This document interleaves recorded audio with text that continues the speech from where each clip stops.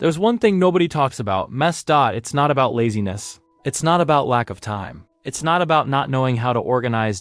It's about the moment when you look at your own house and feel ashamed. A quiet shame. Silent. That doesn't come up in any conversation. You don't tell anyone. You just close the door, or avoid turning on the bedroom light, or stop inviting people over. And then comes that strange feeling that the mess isn't just physical, that it's inside you too. I didn't realize when my house started to look like this. First it was a chair full of clothes that I was going to fold tomorrow. Then it was the sink, piled up dishes that I looked at and then looked away from. Then it was a corner of the room, a corner that I simply stopped looking at. It's as if I didn't see it. It wouldn't exist. And that's when I realized something terrifying. I wasn't just avoiding the mess. I was avoiding my own house. I was avoiding going into the rooms. I was avoiding sitting on the couch and feeling at peace, because the place that was supposed to be my resting place had become just another problem to solve. And there's a detail I never connected before. As the house became like this, I also became like this. Less energy, less motivation,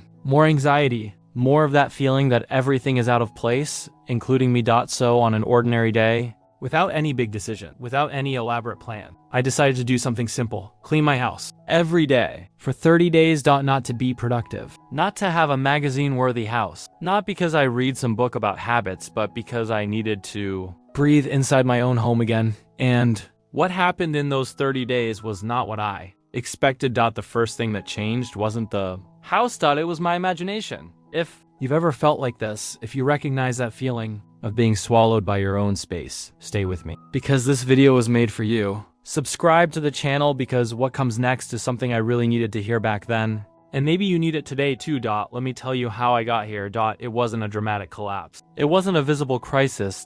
It was something much quieter than that. It was waking up tired even after sleeping. It was opening the closet and feeling an inexplicable weight. It was sitting on the sofa and not being able to relax because there's always something to do. There's always something to do, but you never get anything done. You stand still in a strange state, somewhere between wanting to act and not being able to move a muscle. I started calling it Sunday night paralysis, but it started happening on other days as well. Monday with that feeling that I was behind on everything. Tuesday trying to ignore the pile of mail on the table. Wednesday avoiding the kitchen because the sink was full and I didn't want to face it. And you have a cruel thing about living in a space like that. Every time you walk past a messy room, your brain registers it as an unfinished task, not consciously, but deep down in a place you don't control, there's a voice that says, this still needs to be done. And when you have 10, 20, 30 of those voices at the same time, you can't even stand to go into the room anymore. There's a name for that. It's called cognitive load. It's the invisible weight of everything that's incomplete around you. And the problem is that this weight doesn't disappear when you close your eyes. It doesn't disappear when you sleep. It doesn't disappear when you're at work trying to concentrate. He stays there, suspended, deaf, constant. I didn't realize that my house was tiring me out more than anything else I did there. And there's a part of it that's even harder to admit. Shame. You know that feeling when someone says they're going to stop by your house and you get that nervous feeling in your stomach. It's not fear of judgment. It's something deeper. It's a feeling that if someone sees the state of your house, they'll understand something about you that you don't even fully understand yourself, that you're not okay, that you've lost your way, that you can't cope. And then you start turning down invitations. You start asking to meet outside of your usual circle. You start making excuses, and the house becomes more and more isolated, and you become more and more isolated within it. That was the cycle I needed to break. The day I decided to start, I didn't make a list. I didn't download any apps. I didn't watch any organization videos. I just washed the dishes. That was it. Not because I had energy, not because I was motivated, but because I needed a starting point that wasn't daunting. And washing the dishes was the least scary thing I could imagine. 10 minutes, maybe less. And when I finished, something happened that I didn't expect. Nothing grand. No magic click. No epiphany. But the kitchen seemed different. And for a second, just a second, I felt different too. Not better. Not cured. Not transformed. Just a little less restricted. And that's what I decided to pursue. Not the perfect house. Not the perfect routine. Not the organized life from the videos I watched at 3 in the morning without being able to sleep. Just that feeling of being a little less trapped. The rule was simple. Every day, for 30 days, I would do something around the house. It could be washing the dishes. It could be folding a pile of clothes. It could be taking out the trash. It could be cleaning a corner I hadn't looked at in weeks. There was no minimum. There was no maximum. There was no set schedule. The only rule was something every day.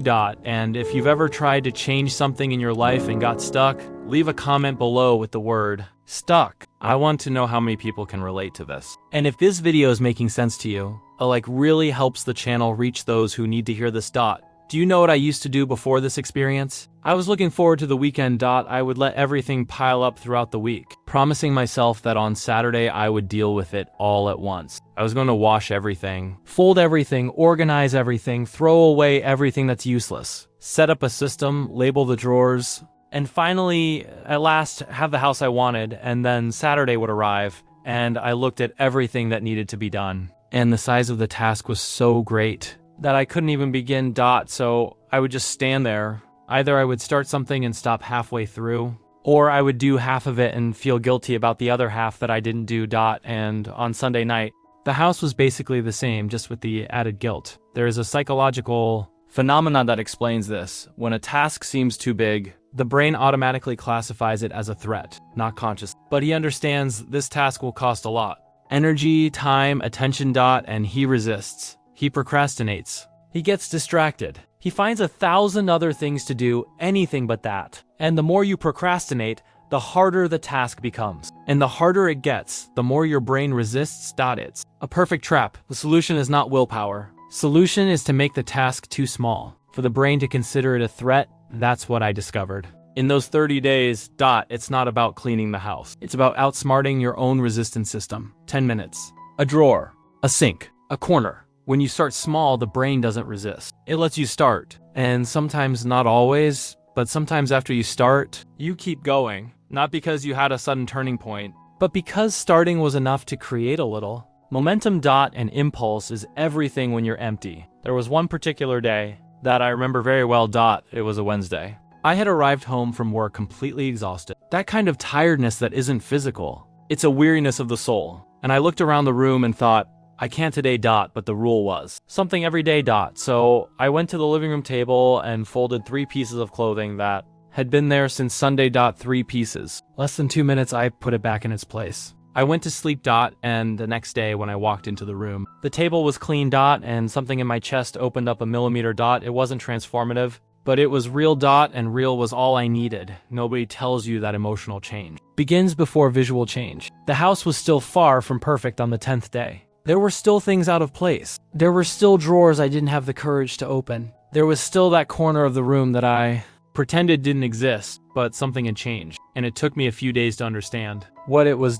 It was an ordinary morning. I woke up, went to the kitchen, and without thinking, I made coffee. It doesn't seem like much. But before, I used to wake up and go straight to my phone. I'd lie there for 40 minutes scrolling through my feed, putting off facing the day. That day I went to the kitchen and the sink was clean, because I had washed it the night before. And that clean sink, it gave me permission to stay awake. That's difficult to explain. But when your space is in chaos, there's an inner voice that tells you that you don't deserve to rest yet, that you can't relax, that you have too much to do and you're not doing it. When the atmosphere starts to improve, even if only a little, that voice becomes quieter, just a little. But even a little is a lot when you've been listening to it the whole time. Around the 15th day, I realized I was sleeping differently, not necessarily more profound, but without that feeling of waking up already late, already guilty, already in debt. I'd wake up and the house was okay, not perfect, but okay. And okay was a word whose meaning I had forgotten. One night I cooked. Seriously,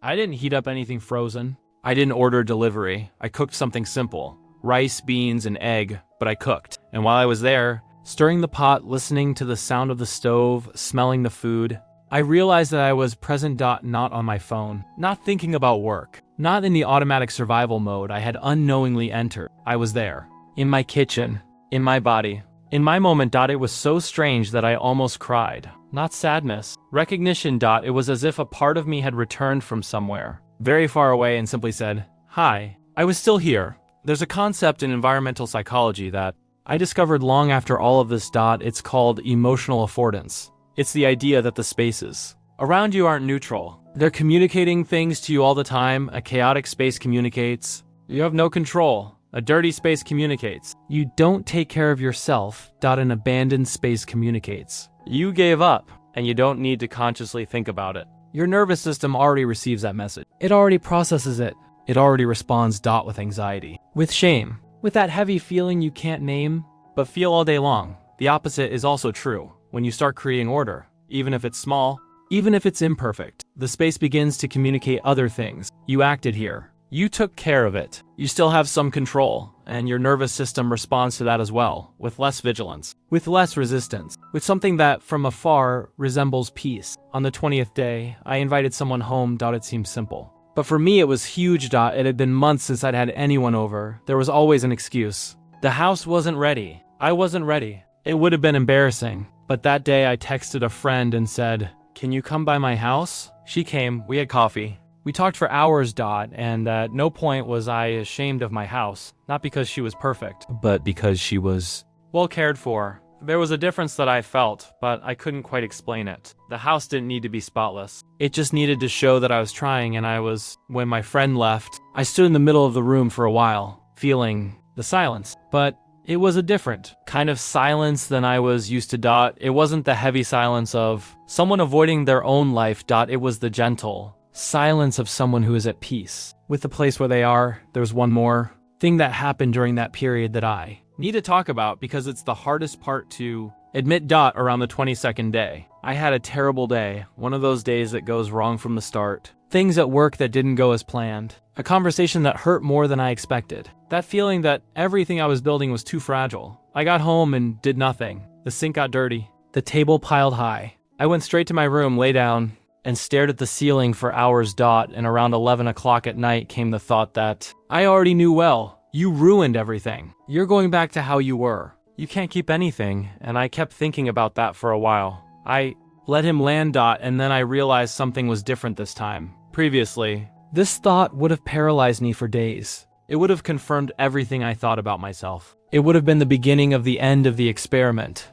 But this time, the next day, I got up and washed the sink, not with energy, not with renewed motivation, not with a lesson learned about resilience. Only with the quiet conscience that one bad day doesn't erase 22 days, and that starting over isn't weakness. It's the only thing that truly works. If you've made it this far in this video, it's probably because you recognize yourself in some part of it. So I need to ask you something. Leave a comment with what you felt most so far. It can be just one word. It can be an emoji. Just tell me you're here.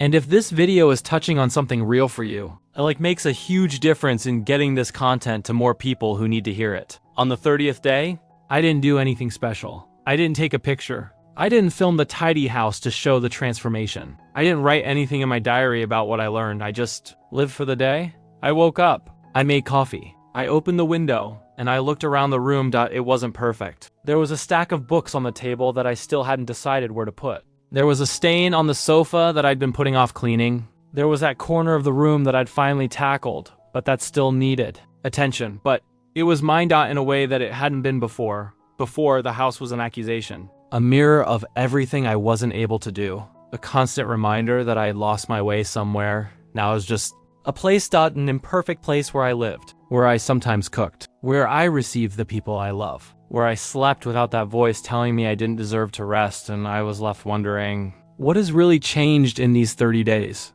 The house has changed, yes, but that wasn't it.